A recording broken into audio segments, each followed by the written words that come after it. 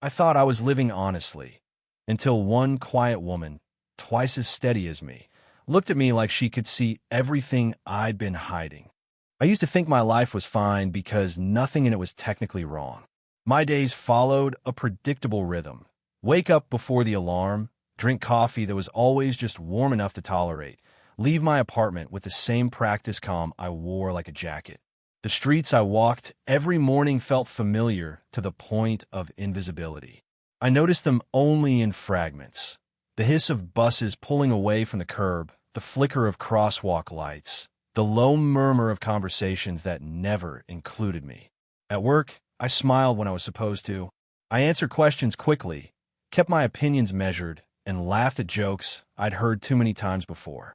My coworkers liked me well enough. That seemed to be the goal. Likeable, dependable, unremarkable. I told myself this was adulthood. That stability meant knowing how to smooth yourself down until you fit everywhere without resistance.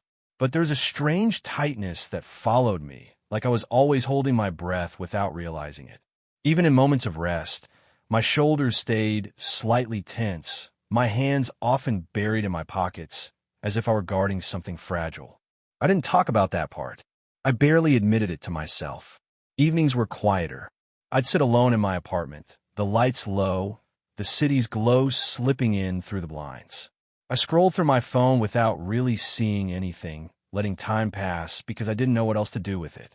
Sometimes I'd pause and listen to the refrigerator hum or the distant siren outside, grounding myself in the small, ordinary sounds that reminded me I was present, even if I didn't feel fully awake. Friends would ask if I was happy. I'd nod because happiness felt like a big word, and I wasn't unhappy enough to argue. I was comfortable, safe, untouched, and maybe that was the problem, though I didn't have the language for it yet. I had learned how to perform contentment well, how to keep conversations light, how to avoid questions that lingered too long, how to say I'm good with convincing ease. Pretending didn't feel like lying. It felt like maintaining balance, like staying upright on a narrow ledge where nothing could knock me off. But late at night, when everything slowed down, there were moments when the silence pressed a little too close.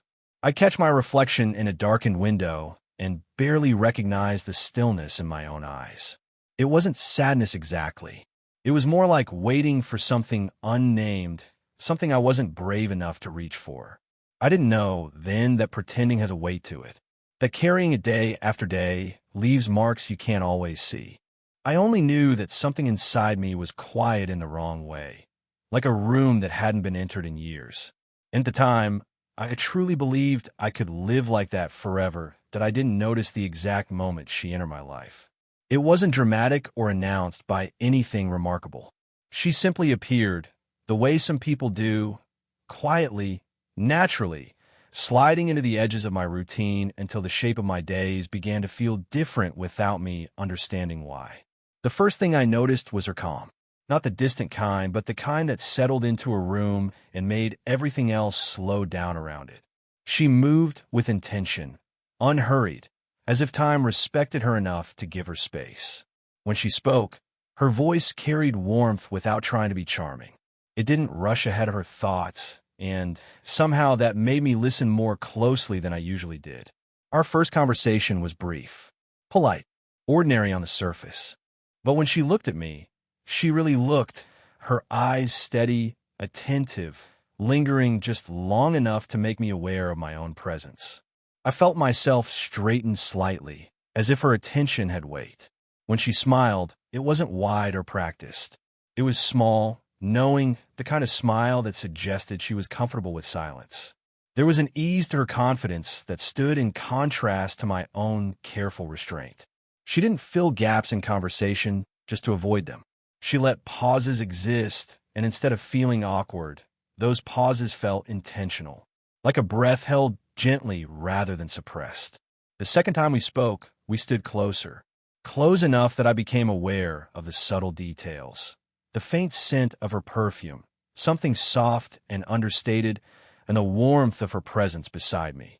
When she handed me something, papers, a cup, I don't even remember what, our fingers brushed. It was brief, accidental, but it sent a quiet jolt through me. Not excitement exactly, but awareness, as if something dormant had been nudged awake. She apologized instinctively, even though neither of us needed to. Her hand lingered half a second longer before pulling away, and for that moment, the rest of the world faded into background noise. I remember the way my pulse jumped, how my breath caught before settling again. After that, I began noticing her in the smallest ways. The way she tilted her head when listening, how she rested her weight on one hip when standing, relaxed and unself-conscious. The way her laughter was softer than I expected, more private, as if she didn't offer it freely. I told myself I was just being observant, that I noticed everyone like this. But the truth was I didn't. Not usually. There was something about her presence that changed the atmosphere around me, like stepping into warmer light without realizing how cold it had been before. I found myself looking forward to moments that included her, even when they were fleeting. A shared glance across the room, a quiet greeting in passing. Nothing overt, nothing spoken aloud. Just a growing sense that when she was near, I felt more awake, more myself. I didn't call attraction. That would have felt too bold, too honest. I simply told myself she was interesting. That was easier, safer. But somewhere beneath that careful reasoning, something had already begun to shift. Our conversations didn't happen all at once. They arrived in pieces, woven between moments that weren't meant to be important. A few minutes here, a quiet exchange there. But somehow, they stayed with me long after they ended, echoing in my thoughts in a way nothing else did. She asked questions that weren't invasive, just thoughtful. The kind that invited honesty without demanding it. When I answered, she listened without interrupting, her attention steady and unbroken. There was something grounding about being heard that way. I wasn't used to it. Most people waited for their turn to speak. She waited for me to finish. Sometimes we'd sit side by side, close enough that I was aware of the space between us, or the lack of it. Our knees would angle inward, almost touching, and I'd feel a quiet tension settle there. Not discomfort, awareness. The kind that made me suddenly conscious of how I was breathing, how I was sitting, how my arm rested just inches from hers. She spoke about her life in a way that felt open but measured. She didn't overshare, but when she mentioned past choices or moments of disappointment, there was a depth beneath her words that hinted at lessons learned the hard way. I found myself drawn to that contrast, how she carried strength and softness at the same time, like someone who had been broken before and chose to rebuild carefully. When I talked about myself, my words came slower than usual. I wasn't trying to impress her. If anything, I felt less inclined to perform. There were moments when I admitted things I rarely said out loud, that I felt unsure of my direction, that I sometimes felt like I was still waiting to become the person everyone assumed I already was. She didn't rush to reassure me. She simply nodded, her expression thoughtful, as if she respected the weight of what I was saying. Once, she reached out and rested her hand lightly on the back of my chair, not quite touching me, but close enough that I could feel the warmth of her presence. That small, almost gesture steadied me more than words would have. Silence became a language between us. Comfortable, unforced. We'd sit with it, letting the world move around us while we stayed still. In those moments, I felt strangely seen, not examined, but understood. I became aware of the difference between us without either of us naming it. The way she spoke with reflection rather than urgency. The way she paused before answering, choosing her words carefully. It wasn't intimidating. If anything, it made me feel like there was room to grow into myself instead of rushing to be finished. I started replaying our conversations later, catching the subtle shifts in her tone, the soft smiles that appeared when I surprised her with honesty. I wondered what she saw when she looked at me, whether she noticed the way my voice changed when I talked to her, or how my body leaned toward hers without conscious intent. There was a growing sense that these conversations mattered, that they were shaping something fragile and important between us. Not romance yet, not in any defined way, just a connection that felt deeper than coincidence. And with that realization came a quiet unease, because I knew, even then, that connections like this asked something of you eventually. They didn't stay harmless forever. Still, I kept talking to her, kept listening, letting the moments linger longer than they needed to. And part of me hoped she wouldn't be the first to pull away, that it was the small moments that began to undo me. Not declarations or confessions, nothing that obvious. Just touch, quiet, unintentional at first, then gradually impossible to ignore. The first time she touched me on purpose, it was so brief, I almost missed it. We were laughing about something trivial, and as the laughter faded, her hand came to rest lightly on my forearm. Not gripping, not lingering, just there. Her fingers were warm through the thin fabric of my sleeve, and the contact sent a subtle current through me, like my body had been waiting for permission to react. When she withdrew her hand, the absence felt louder than the touch itself. After that, I noticed everything. The way she guided me gently by the elbow when we moved through a crowded space, her palm firm but careful, as if she was aware of how much pressure she used. The way she leaned in when she spoke softly, her shoulder brushing mine, close enough that I could feel the rise and fall of her breath. Each time it happened, my heart responded before my mind could catch up. I started becoming hyper-aware of my own body around her, of how my hands rested at my sides instead of in my pockets, of how I angled myself toward her without thinking.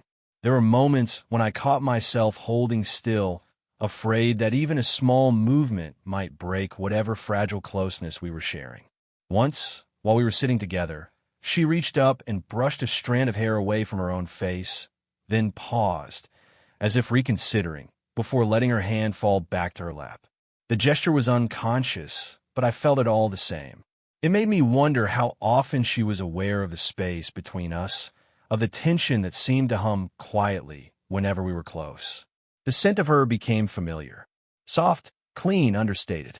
It lingered in the air after she left, and I hated how much comfort I found in it. When she stood near me, close enough that our arms almost touched, I felt anchored in a way I hadn't known I was missing. There was one moment I replayed often. We were standing side by side, and she pointed something out ahead of us. As she did, her hand rested briefly against my lower back, just a guiding touch, nothing more. But the placement of it sent my breath stuttering. It felt intimate in a way I couldn't explain, as if she'd crossed a line without realizing it, and taken me with her. I didn't pull away. Neither did she. That scared me more than anything, because I wasn't imagining this anymore. The touches weren't accidents. They were choices, even if they were subtle ones. I could feel the shift inside myself, the way I began to crave those moments, to wait for them, the way my chest tightened when she was near, not with anxiety, but with something warmer and more dangerous, something that asked to be acknowledged. Still, we never spoke about it. We let touch say what words didn't dare to. And in that silence, the tension grew heavier, sweeter, harder to ignore. I realized then that whatever we were becoming, it was no longer harmless, and pretending otherwise was starting to feel impossible. The conversation that changed everything didn't happen in a dramatic moment. There was no argument, no raised voices, no sudden revelation. It unfolded quietly, the way truth often does, slowly, and without asking for permission. We were sitting across from each other, close enough that our knees almost touched. The room was calm, dim in that late-hour way that made everything feel more honest. She held her cup with both hands, fingers wrapped around it as if grounding herself. I noticed then that her confidence didn't mean invulnerability. There were small tells, the way she exhaled before speaking, the way her gaze softened when she chose her words. She asked me a simple question, one that shouldn't have unsettled me as much as it did. "Are you happy?" she said, not casually but carefully. I hesitated, not because I didn't know the answer, but because I did. The truth pressed against my chest, heavy and unfamiliar. I gave her the version I'd given everyone else, a careful, practiced response about being fine, about things being okay. She didn't challenge me outright. She just looked at me for a long moment, her eyes steady, patient. Then she said, softly, "You think a lot before you answer, like you're making sure you don't say the wrong thing." Her words landed gently, but they hit something deep. I felt exposed in a way I wasn't prepared for. No one had ever named that about me before. Not out loud. She spoke next about herself, not in a confessional way, but honestly, about past choices she'd made because they felt safe, about relationships where she'd tried to be what was expected instead of what was true. Her voice didn't waver, but there was vulnerability there, threaded through her composure like a quiet ache. I learned, she said, that pretending gets very comfortable, until one day it isn't. The silence that followed was thick, not awkward, just full. I found myself leaning forward without realizing it, my elbows resting on my knees, my hands loosely clasped as if I were bracing myself. I admitted things then, not all at once, but enough, that I often felt like I was living slightly off to the side of my own life, that I knew how to meet expectations, but not always how to follow my own instincts. Saying it out loud felt like pulling something buried into the light. She didn't rush to respond. Instead, she reached out slowly, her fingertips resting against my knuckles. The touch was gentle, grounding. Her skin was warm, steady, and the contact sent a calm through me I hadn't expected. It felt less like comfort and more like recognition. "I see you," she said quietly. Not dramatically, just honestly. That was the moment I realized what she was doing. She wasn't pushing me. She was holding up a mirror and inviting me to look without flinching. And I did. In her presence, pretending felt unnecessary. Impossible, even. She didn't ask me to be more or less than I was. She simply refused to let me hide behind the version of myself I'd been performing. When her hand eventually withdrew, the warmth lingered, both on my skin and somewhere deeper. I knew then that whatever line we were approaching, it wasn't just about attraction. It was about truth that I didn't plan to say anything that night. If anything, I went in determined to keep things exactly as they were, balanced on that careful edge where nothing had to be named. But the moment I saw her, something in me shifted.